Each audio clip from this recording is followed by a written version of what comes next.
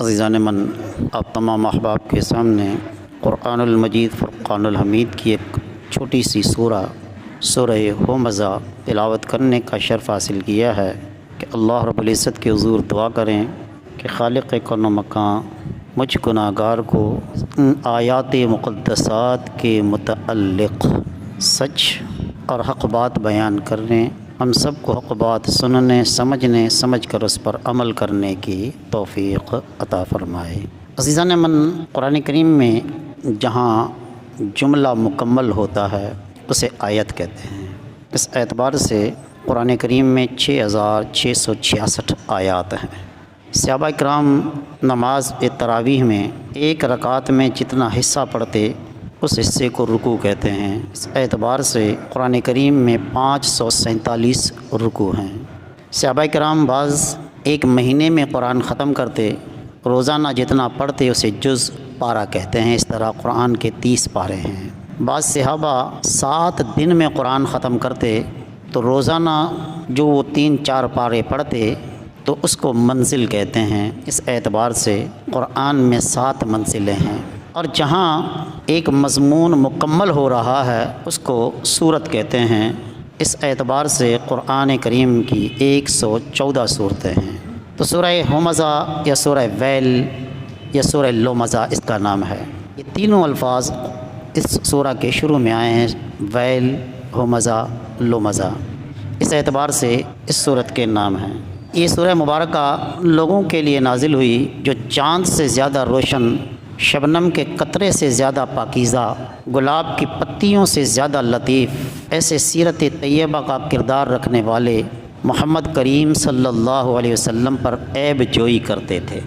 ان میں بعض وہ کفار تھے جو حضور علیہ الصلوۃ والسلام کے سامنے تو نہیں بولتے تھے، پیٹھ پیچھے عیب جوئی کرتے تھے، اور کچھ ایسے بد کردار لوگ تھے جو حضور علیہ السلام کے سامنے آپ صلی اللہ علیہ وسلم کی عیب جوئی کرتے، پیٹھ پیچھے غیبت کرتے۔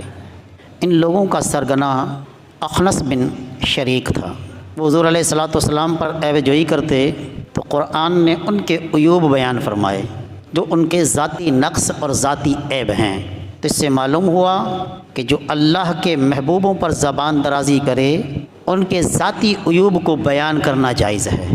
ان دشمنان خدا کے ذاتی عیوب کو بیان کرنا جائز ہے کہ یہ شخص جھوٹا ہے، کذاب ہے، مکار ہے، بدکار ہے، بد کردار ہے، جیسا کہ قرآن نے بیان کیا۔ قرآن کہتا ہے ویل، ہلاکت ہے، لکل، ہر اس شخص کے لیے، ہمزہ لمزہ، جو سامنے تانا زنی کرتا ہے، پیٹھ پیچھے عیب جوئی کرتا ہے، غیبت کرتا ہے۔ کسی کے پوشیدہ عیب کو بیان کرنا یہ غیبت ہے۔ اگر ظاہری عیب ہے تو اسے بیان کرنے میں کوئی حرج نہیں ہے، لیکن اس کا عیب پوشیدہ ہے اور اس کے منہ پر نہیں کہہ سکتے، پیٹھ پیچھے کہنا غیبت ہے۔ غیبت کے لیے حضور علیہ السلام نے فرمایا کہ بھائی کا گوشت کھانے کے مترادف ہے۔ کچھ عورتیں، اور یہ عیب زیادہ تر عورتوں میں ہوتا ہے لیکن بعض مردوں میں بھی یہ پایا جاتا ہے، بیٹھ جاتے ہیں سامنے کچھ کہتے ہیں، جب وہ چلا جاتا ہے تو پھر اس کے عیب جوئی کرتے ہیں، اس میں یہ نقص ہے، یہ ایسا ہے، یہ ویسا ہے۔ یہ کچھ لوگوں میں بھی پایا جاتا ہے، یہ بہت برا فعل ہے۔ تو یہ گوشت کھانے کے مترادف فرمایا۔ 2 عورتیں حضور علیہ السلام کی خدمت میں حاضر ہوئیں جنہوں نے آپس میں بیٹھ کر کسی کی غیبت کی تھی۔ حضور علیہ الصلوۃ والسلام کے سامنے حاضر ہوئیں۔ حضور علیہ السلام نے انہیں پیالہ پیش کیا اور فرمایا کہ اس میں قے کرو۔ انہوں نے جب قے کی تو اس میں گوشت نکلا، تو وہ کہنے لگی یا رسول اللہ صلی اللہ علیہ وسلم، ہم نے تو گوشت کھایا ہی نہیں ہے۔ میرے آقا علیہ السلام نے فرمایا کہ یہ تم نے غیبت کی ہے، یہ تمہارے مردہ بھائی کا گوشت ہے۔ تو فرمایا ہلاکت ہے، بربادی ہے، تباہی ہے اس شخص کے لیے جو منہ پر تانا زنی کرتا ہے، احسان جتلاتا ہے اور پیٹھ پیچھے غیبت کرتا ہے۔ یہ ان کفار کے لیے بیان کیا جو حضور علیہ السلام پر تانا زنی کرتے تھے، جادوگر کہتے تھے اور اپنی طرف سے آیتیں بنانے والا کہتے تھے، لیکن ان کا اپنا کیا حال ہے؟ قرآن کہتا ہے الذی، یہ وہ شخص ہے جو جمع کرتا ہے مالن، مال، وعددہ، اور اسے گن گن کے سنبھال کے رکھتا ہے۔ کہ یہ میرے آگے کام آئے گا۔